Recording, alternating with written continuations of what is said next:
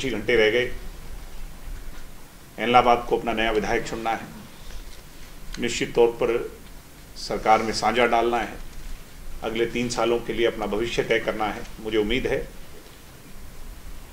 कि एक एक कीमती वोट जो है, एक वोट नहीं, एक वोट 1 लाख के बराबर है, वो आने वाली राजनीति को भी तय करेगा, बहुत कुछ तय होगा।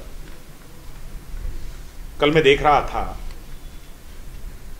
कि हमारे बहुत ही आदरणीय टिकैत साहब संयुक्त किसान मोर्चा के मंच पर आए थे। कुछ दिन पहले से हम और आप देख रहे हैं, चंदूनी साहब भी यहाँ पर प्रचार कर रहे हैं, किसानों को संयुक्त किसान मोर्चा के बैनर तले अपनी बात कह रहे हैं। संयुक्त किसान मोर्चा क्या है? संयुक्त किसान मोर्चा, इसको अगर मैं इसकी परिभाषा पे जाऊं, मेरा आज का इस प्रेस कॉन्फ्रेंस का बड़ा प्रश्न यही है सभी किसान नेताओं से कि what is the meaning of संयुक्त किसान मोर्चा। यूनाइटेड किसान मूवमेंट का ये यूनाइटेड 43 लोगों की एक बात होनी चाहिए। कुछ दिन पहले जब नॉमिनेशन फाइल हुए तो संयुक्त किसान मोर्चा का हरियाणा वर्जन निकल के आया, वो कहने लगे कि हम चुनाव लड़ेंगे। उन्होंने अपना प्रत्याशी उतारा। कुछ लोग दिल्ली के बॉर्डर से चल करके आए ये कहने, जिसमें योगेंद्र यादव भी शामिल थे, कि ये हमारा नहीं है, ये फर्जीवाड़ा है।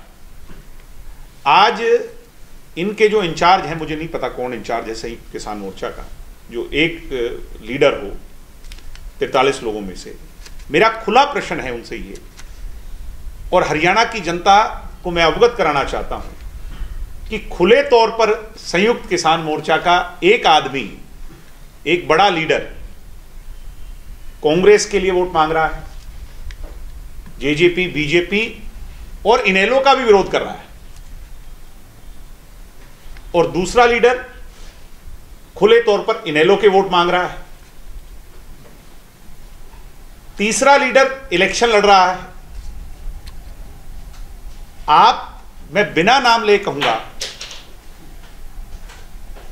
ये समझ सकते हैं कि ये इन संयुक्त किसान मोर्चा का दिल्ली में बैठे लोगों का एजेंडा किसानी से कोसों मील दूर, हजारों मील दूर, सिर्फ और सिर्फ अपनी राजनीति चमकाना, अपने राजनीतिक फायदे और उसका लाभ लेना है। इस तक सीमित हो गया, इससे आगे है ही नहीं। जो बात हम डे 1 कह रहे थे वो आज सिद्ध हो रही है। मुझे हैरानी है कि 43 लोग, इतनी बड़ी मूवमेंट, लाखों लोगों को विश्वास में लेकर के दिल्ली के बॉर्डर्स पर एक रेवोल्यूशन जिसकी अमेरिका तक जिसकी धाक पहुंची, उनकी यूनिटी कितनी बुरी तरह, उनकी एकता कितनी बुरी तरह, और उनकी आपसी अंदर की इंटरनल कितनी ताकत है, कितने वो यूनाइटेड हैं, संयुक्त हैं, ये एक्सपोज हो गई एलनाबाद के इलेक्शन में। मतलब पहले टेस्ट में ही जब सबको अपने इंटरेस्ट सिद्ध करने थे, वो एक्सपोज हो गए। चंदूनी जी कहते थे कि पंजाब में हमें इलेक्शन लड़ना चाहिए, तो इस बात को बहुत सारे संयुक्त किसान मोर्चा के लोगों ने कहा था कि ये गलत कह रहे हैं। कहा था कि नहीं कहा था, आप सब जानते हैं। और वहीं संयुक्त किसान मोर्चा के दूसरे लोग आज आकर के किसी दूसरे प्रत्याशी के लिए वोट मांग रहे हैं। यानी सबके वेस्टेड इंटरेस्ट हैं, वो इंटरेस्ट समय समय पर लोगों के सामने आ रहे हैं। मेरा प्रेस कॉन्फ्रेंस कर करके एलनाबाद की जनता को विशेष तौर पर और हरियाणा प्रदेश की जनता को सिर्फ और सिर्फ यही बताने का आज कारण है कि कहीं जाट एजिटेशन में हरियाणा को जलवाने वाले लोग, हमारा नुकसान करवाने वाले लोग, कहीं ये उसका सेकंड पार्ट तो नहीं, सिर्फ ठंडे मन से जब वोट डालने जाएं और हरियाणा की जनता भी इस बात को सिर्फ और सिर्फ ठंडे मन से सोचे और सोच करके फैसला करे कि कौन हमारा भविष्य तय कर रहा है। मैंने कहा था खुले तौर पे, पूछा था किसानों से, आज से 20 दिन, एग्जैक्ट 20 दिन पहले प्रेस कॉन्फ्रेंस करके चंडीगढ़ में कि आप हमें बैरियर्स पर रोकते हैं, टोल पर रोकते हैं, हमारा विरोध करते हैं, काले झंडे दिखाते हैं इनके कहने पर। मगर आप अगर हमारा विरोध करते हैं, वो जिस कारणवश करते हैं कि हम सत्ता के भागीदार हैं, मैंने कहा था कि पूरी जिम्मेवारी के साथ दुष्यंत चौटाला जी आप लोगों के पास आने को तैयार हैं। आप संयुक्त हो जाइए, दुष्यंत पर विश्वास कीजिए, देवीलाल जी की चौथी पीढ़ी पर विश्वास कीजिए, जिस पर किसान का एक बड़ा टैग लगा हुआ है, जिसके लिए आप उसको काले झंडे दिखा रहे हैं, उस दुष्यंत पर एक मौके विश्वास कीजिए, दिल्ली चलिए, हम आपकी बातचीत करने को तैयार हैं। हम गृह मंत्री, प्रधानमंत्री, जहां तक ये लेके चाहते हैं दुष्यंत की अगुवाई में, हम इन सभी मुद्दों पर खुलकर बातचीत करने को तैयार हैं। अल्टीमेट समाधान क्या है जो ये चाहते हैं, अल्टीमेट समाधान करवाने के लिए भी हम हर सैक्रिफाइस देने को तैयार हैं। तब बड़ी हैरानी हुई, बहुत ही ओछी बातें किसान नेता ने कही, आपके सामने कही कि इनके पल्ले क्या है। मैं नाम नहीं लूंगा क्योंकि नाम लूंगा तो बहुत सारी कंट्रोवर्सी हो जाएगी, कि इनके पल्ले क्या है, ये इतने बड़ा जिम्मा उठा रहे हैं। अगर हमारे पल्ले नहीं तो हमारा विरोध क्यों? अगर दुष्यंत के पल्ले ही नहीं तो दुष्यंत का विरोध किस लिए? इस बात का जवाब 20 दिन से तो मुझे नहीं मिला। 6 क्वेश्चन मैंने पूछे थे, एक को तो भारी कर दिया, इसका मैं बता रहा था यादव साहब का, उनको तो निकाल के बाहर फेंक दिया, क्योंकि वो सिर्फ कुछ लोग जिन लोगों की और डेथ हुई थी उन पर बैठने चले गए। यानी ये कहां जा रहा है मूवमेंट, मैं आपको सिर्फ चेताना चाहता हूं। उनको बाहर निकाल करके फेंक दिया, जैसे दूध में से मक्खी को निकाल करके फेंक दिया। मैं अब चंदूनी जी बचे हैं हरियाणा के, वो यहीं घूम रहे हैं, क्या पता यहीं हो तो आप उनसे ये बात जरूर पूछिएगा। सीधा सीधा प्रश्न कि दिग्विजय ने जो 20 दिन पहले कहा था, भाई या तो तुम बात करो, दुष्यंत पर एक मौके विश्वास करो, जब आपने सब पर कर लिया तो एक मौके दुष्यंत पर करो और चलो दिल्ली, हम आपका मामला सुलटवाते हैं। और अगर वो ये माने कि हमारे पल्ले ही कुछ नहीं तो फिर हमारा विरोध क्यों? आज का जो दूसरा है, मैंने जमाल में देखा, जब हम सब बोल लिए, लास्ट में जब दुष्यंत जी बोलने लगे तो कुछ लोग दुष्यंत जी का विरोध करने के लिए चढ़ गए घर पर, किसी छत पर काले झंडे लेकर के चढ़ गए, दुष्यंत जी बोलने लगे। अब इस पूरे के पूरे इंसिडेंट को मैं, जो शाम को हुआ थाने के अंदर, किसान नेता भी पहुंच गए, उनका ठीक है, वो उनका राइट है अपने आदमी को वहां पे उसकी जमानत कराने के लिए। मैं, आप पत्रकार लोग जो सारी चीजों को बहुत बारीकी से माइन्यूटली देखते हो, देश का चौथा स्तंभ हो, कमाल की बात देखो कि जमाल में हुए विरोध में जमाल का एक भी आदमी नहीं था। जमाल में जो विरोध हुआ उसमें जमाल का एक भी आदमी नहीं था। मैं नहीं कह रहा, आप उस थाने में जाओ, जिनकी रिपोर्ट लिखी उनका पता लगा लो, एड्रेस। एलाहाबाद का एक भी आदमी नहीं था। मेरे को ये कहा सुना मैंने आप लोगों के माध्यम से, इनेलो के लोग ये कहते थे, या किसान मोर्चा के लोग कह रहे थे कि गांव के बाहर बड़े बड़े बैनर लगा दिए, और ढुकड़ा गांव ने तो ये कह रहे थे कि ढुकड़ा गांव ने तो अगर ये कोई आएगा तो वापस नहीं जा पाएगा। मेरे प्रोग्राम बन रहे थे, मैंने कहा पहला प्रोग्राम ही ढुकड़ा में रखो।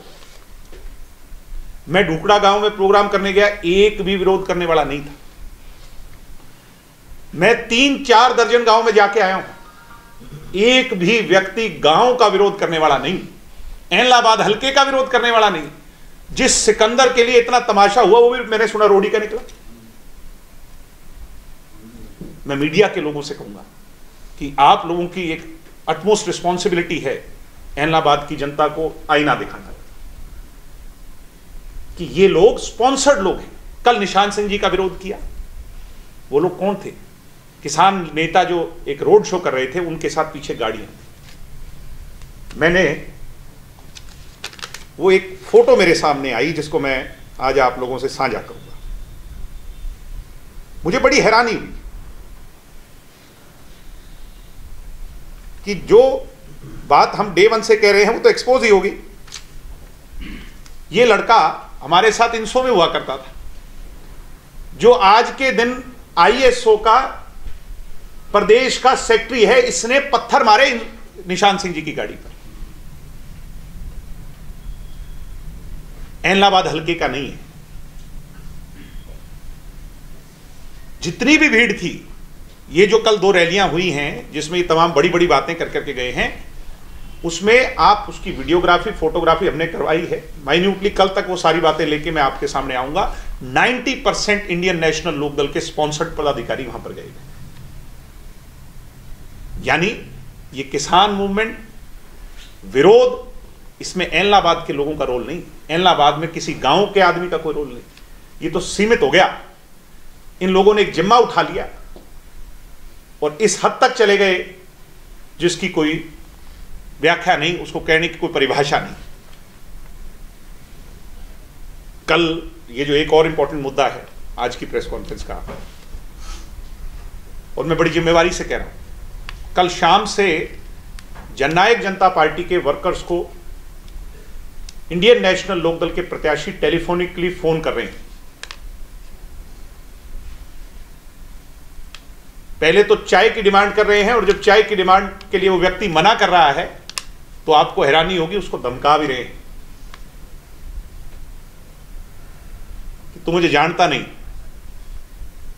यानी अपना रंग आज जब ये देख लिया, खिसियानी बिल्ली खंबा नोचे हालात देख लिए कि कुछ बचा नहीं, इलेक्शन का रिजल्ट तय हो चुका है, लोगों ने मन बना लिया, तो अपने पुराने रंग में फिर से रंगे। एक वीडियो कल से वायरल हो रही है, हम देख रहे हैं कैसे लोगों को कहा जा रहा है कि कोई गांव में आए तो उसको पीटियो, उसकी टांगे तोड़ देना।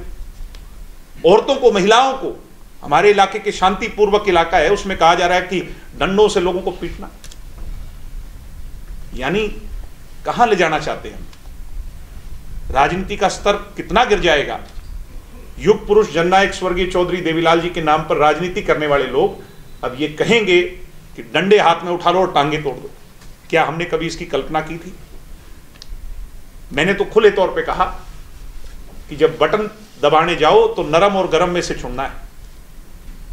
सिरसा जिले के लोग ठंडा आदमी और नरम पसंद करते हैं। मुझे उम्मीद है कि 30 तारीख को मत डलेंगे, 2 को पेटियां खुलेंगी, एक इतिहास नया रचने जाएगा इलाहाबाद के